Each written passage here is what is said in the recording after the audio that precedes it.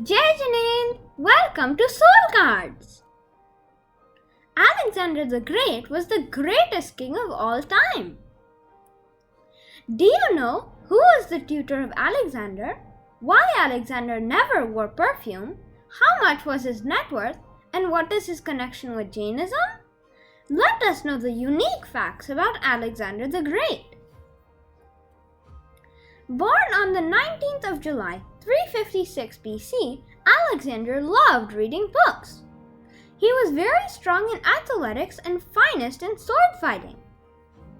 Brave Alexander tamed an unruly horse when he was just 12 years old.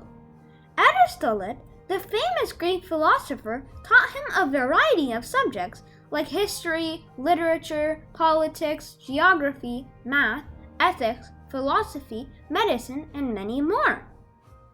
As a great leader, he was not only a military strategist, but also cured many diseases of his soldiers with medicines and therapies.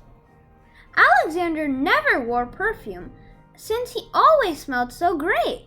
He washed his hair daily in saffron to keep it shiny and orange. Alexander became the Emperor of Greece at the age of 20 in 336 BC. He never lost a single battle in his life. Alexander wanted to conquer the world. His great oration skills motivated his army to fight continuously and win, being away from home for 10 years. By conquering these wars, he obtained over 12 million pounds, 5 million kilos, of silver and around the same quantity in gold, which made him the richest person in the world at the time. He had 48 warehouses filled with treasure keys. Alexander reached India in 327 BC. He won against King Porus. It was at a huge cost. Because of his army's wish, he paused the conquest. He wished to meet Jain Muniraj before returning to Greece. He was surprised to see, though Muniraj had nothing, people are bowing down to him and no one is valuing him. Alexander the Great! He asked Acharya Dolamas, "What are you doing in jungle?" Acharya said, "I am searching my soul."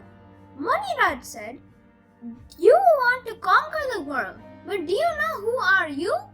Where have you come from? And how long will you live here?" After a long, interesting talk, he invited Acharya Dolamas to come with him to Greece, but Acharya refused as he wanted to follow his spiritual path. Listening to this, Kalyan Muni expressed his interest in spreading non-violence in Jainism in other countries. Alexander returned to Greece with Kalyan Muni by ship. On the way, he asked Muniraj, "Could you please read my hand and tell me my future?" Muniraj told Alexander, "I don't need to read your palm to tell your future, but there is no point knowing the future. Whatever will happen, will happen. But since you insist, the future says you will die before you arrive in Greece." Alexander could not believe this, since he is a healthy, wealthy, and wise man.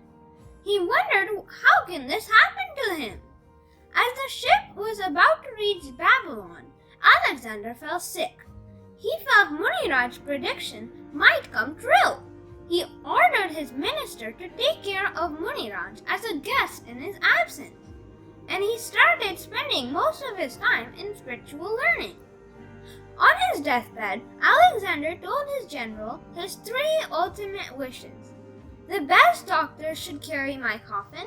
The wealth I have accumulated, my money, gold, and precious stones, should be shown in my last rite, and my hand should be outside the coffin.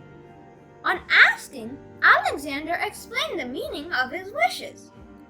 "I want the best doctors to carry my coffin to demonstrate that even the best doctors in the world have no power to heal. I want the road to be covered with my treasure so everybody sees the material wealth I have accumulated on earth stays on earth.